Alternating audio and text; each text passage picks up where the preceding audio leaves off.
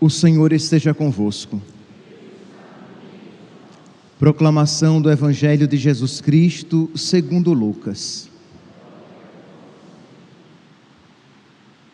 Naquele tempo, o anjo Gabriel foi enviado por Deus a uma cidade da Galileia chamada Nazaré, a uma virgem prometida em casamento a um homem chamado José. Ele era descendente de Davi e o nome da virgem era Maria. O anjo entrou onde ela estava e disse: Alegra-te, cheia de graça, o Senhor está contigo. Maria ficou perturbada com estas palavras e começou a pensar qual seria o significado da saudação. O anjo então disse-lhe: Não tenhas medo, Maria, porque encontraste graça diante de Deus. Eis que conceberás e darás à luz um filho, a quem porás o nome de Jesus. Ele será grande, será chamado Filho do Altíssimo, e o Senhor Deus lhe dará o trono de seu pai Davi. Ele reinará para sempre sobre os descendentes de Jacó, e o seu reino não terá fim. Maria perguntou ao anjo: Como acontecerá isso, se eu não conheço homem algum? O anjo respondeu: O Espírito virá sobre ti, e o poder do Altíssimo te cobrirá com sua sombra. Por isso, o menino que vai nascer será chamado Santo, Filho de Deus. Também Isabel, tua parenta, concebeu um filho na velhice. Este já é o 6º mês daquela que era considerada estéril, porque para Deus nada é impossível. Maria então disse: Eis aqui a serva do Senhor, faça-se em mim segundo a tua palavra. E o anjo retirou-se. Palavra da salvação.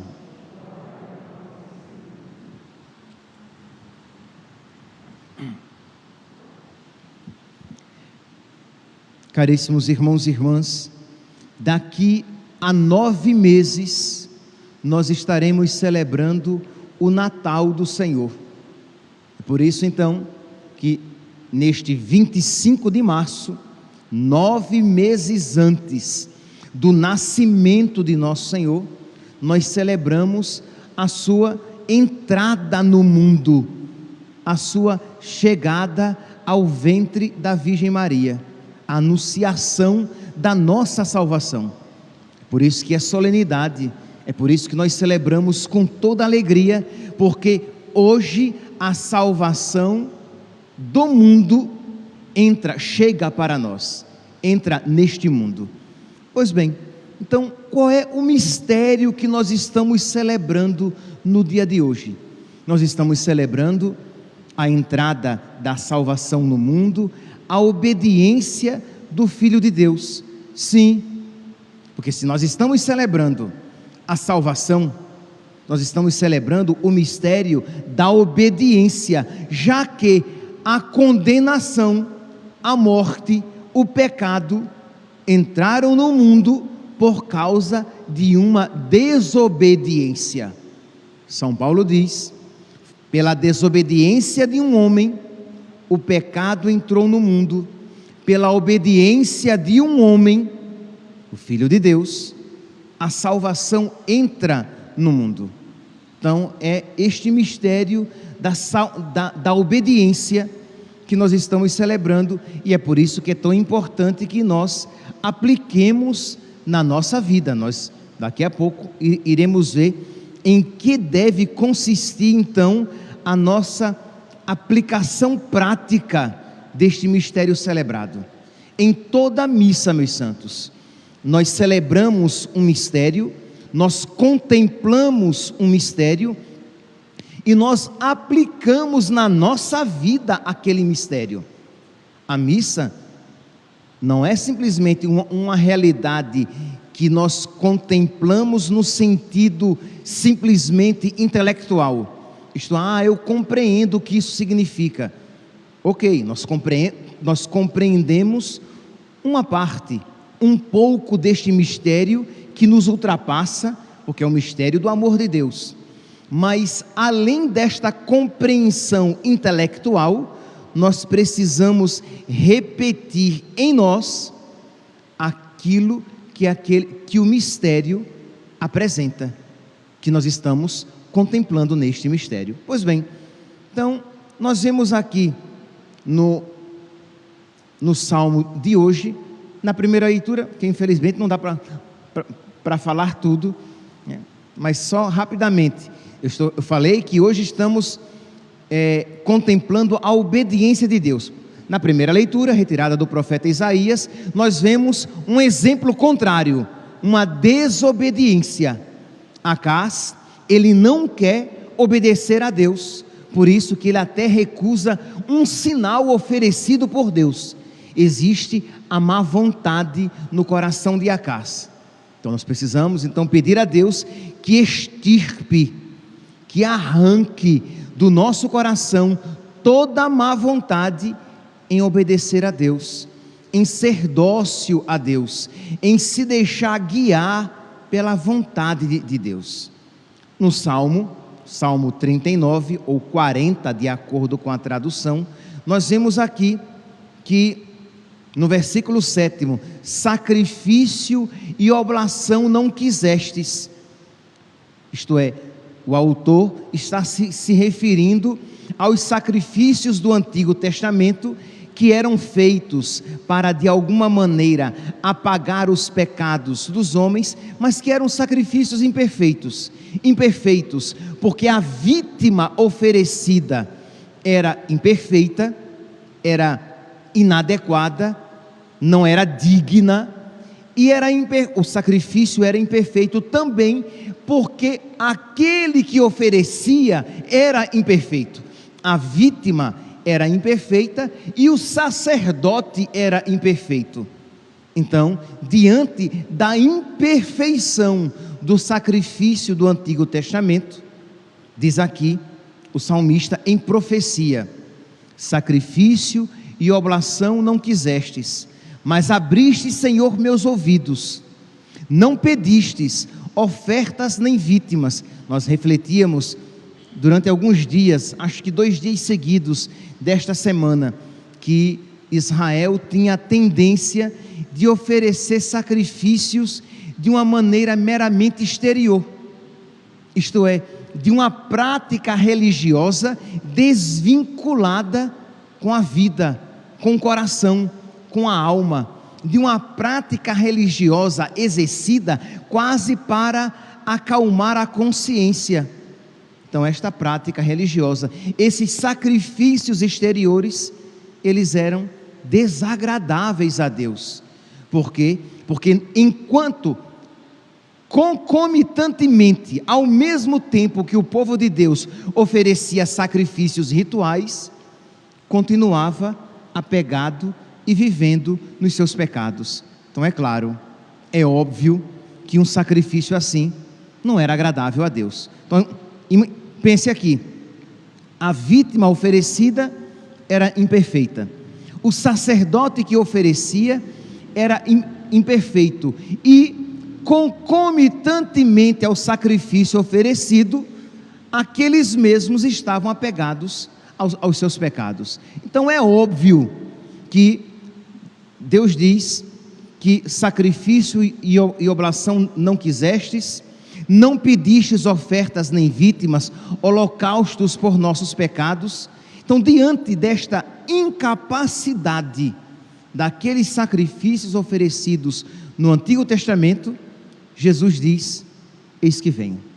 Versículo 8: e então eu vos disse: eis que venho. Sobre mim está escrito no livro: com prazer faço a vossa vontade, guardo em meu coração vossa lei. Quando o autor da carta aos Hebreus leu este salmo, ele viu que este salmo falava profeticamente a respeito de Cristo. Cristo é aquele que entra no mundo e diz: eis que venho fazer com prazer a vossa vontade, Senhor. Isto é, se os sacrifícios do Antigo Testamento, eles eram imperfeitos, vamos lá, porque é que os sacrifícios do Antigo Testamento eram incapazes de perdoar os pecados? Porque a vítima oferecida era imperfeita, era um animal, porque o sacerdote que oferecia era imperfeito, porque ele era um pecador, e porque ao mesmo tempo em que os sacrifícios eram oferecidos, o pecado era amado no coração por aqueles que daquele sacrifício participavam. Então, era um sacrifício imperfeito, mas agora este sacrifício é perfeito, porque a vítima oferecida é o próprio Filho de Deus feito homem. O sacerdote que oferece o sacrifício é o próprio Filho de Deus feito homem, e nele não há mancha nem apego ao pecado. Então é a vítima perfeita e o sacerdote perfeito, o sacrifício perfeito com o qual nós iremos entrar em comunhão e do qual provém a nossa salvação. Então imagine, meus santos, com que alegria e gratidão nós somos chamados a participar a cada dia da Santa Missa, e o quanto precisamos pedir a Deus que ilumine, não com a luz natural da inteligência, mas que ilumine a nossa inteligência com a luz do alto, para que nós vejamos a grandeza e a profundidade do sacrifício da Santa Missa, porque infelizmente, não poucas vezes, nós participamos da Santa Missa de qualquer jeito, sem aquela reverência de estarmos diante do sacrifício da nossa salvação, em que o próprio Cristo se oferece para a nossa redenção. Porque quem é o ministro de todos os sacramentos? É Cristo. O sacerdote, ele apenas empresta o seu corpo, a sua voz, os seus membros, a sua vida, para que Cristo continue a realizar o mesmo e único sacrifício da nossa redenção. Então devemos participar com reverência, devemos participar com amor, mas devemos participar também com um coração que deseja realizar na própria vida aquilo que se realiza no altar. Imagine, meus santos, alguém que entra na fila da comunhão para receber Jesus Cristo, para participar deste sacrifício, para fazer comunhão deste sacrifício, sem querer também se oferecer, sem querer se unir existencialmente a Cristo que se oferece. Vai ser um sacrifício simplesmente externo a nós. Então, participar da Santa Missa é suplicar a Deus a graça de que aquela obediência que foi perfeitamente presente no seu coração, que foi abundante na sua vida, esteja presente também nos nossos corações. Que Ele, o obediente, nos ensine a ser obedientes também. E que Ele, que se ofereceu totalmente a Deus, e se ofereceu com alegria, não se ofereceu reclamando, lamentando, apegado à própria vida, mas eis que venho fazer com prazer a vossa vontade, Senhor. Que nós também nos ofertemos a Deus com prazer, e isso, meus santos, só se Deus nos conceder o seu Espírito. E isso só se Deus nos conceder a sua graça, porque nós por nós mesmos somos incapazes de fazer bem uma obra boa. Nós somos incapazes de fazer qualquer obra boa, e mais incapazes ainda de fazer bem a obra boa que estamos fazendo. Então precisamos nos entregar a Deus. Esta é uma obra boa, mas precisamos nos entregar com amor, com prazer, com alegria. Então precisamos fazer bem esta obra boa da obediência e do sacrifício de si mesmo. Mas disso nós somos incapazes. Mas peçamos a Deus Peçamos a nosso Senhor Jesus Cristo. Pois bem, então Jesus, que entra no mundo para obedecer ao Pai, Jesus que entra no mundo para se oferecer ao Pai, vamos dizer de uma outra maneira, Jesus que entra no mundo para morrer. Ele entra no mundo para ser crucificado, ele entra no mundo para sofrer. Por quê? Porque ele era incapaz de sofrer enquanto não tivesse corpo. Então ele entra no mundo, ele se faz homem, ele assume verdadeiramente um corpo para sofrer por nós, para prestar este culto perfeito ao Pai, para sarar a nossa desobediência com a sua perfeita obediência. Mas aí vem, meus santos, um segundo aspecto do mistério hoje celebrado. Deus está pronto para fazer este sacrifício. A segunda pessoa da Santíssima Trindade está pronta para entrar no mundo, para fazer-se homem e nos salvar com a redenção, com o sacrifício da nossa redenção. Mas Ele espera o sim, a oferta, a obediência de uma criatura. Isto é, foi o evangelho de hoje que nós ouvimos. O anjo se apresenta à Virgem Maria e diz: eis que conceberás e darás à luz um filho. E Deus condicionou a sua entrada no mundo à obediência da Virgem Maria, e diz que a Virgem Maria também, nós podemos dizer que de alguma maneira ela também disse, como o seu filho Jesus: eu faço com prazer a vossa vontade, Senhor. Isto é, ela aceita fiat, ela diz fiat, seja feito conforme disseste, seja feito em mim conforme a tua palavra.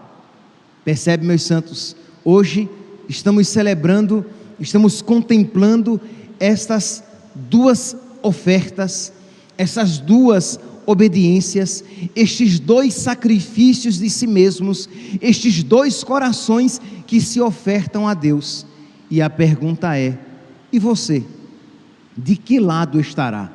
Você estará do lado de Jesus e da Virgem Maria que se oferecem a Deus? Você estará do lado de Jesus e da Virgem Maria que dizem: eu faço com prazer a vossa vontade, Senhor? Ou você estará do lado de Acás, que não quis fazer a vontade de Deus, e de todos aqueles que seguem o caminho do pecado, apegando-se à própria vontade, que querem fazer sempre a própria vontade, que compreendem a sua felicidade em fazer a sua vontade. Eu faço o que eu gosto, eu sou feliz porque eu faço sempre o que eu gosto. Enquanto nós, cristãos, católicos, nós devemos dizer: eu sou feliz porque eu sempre faço aquilo que agrada a Deus.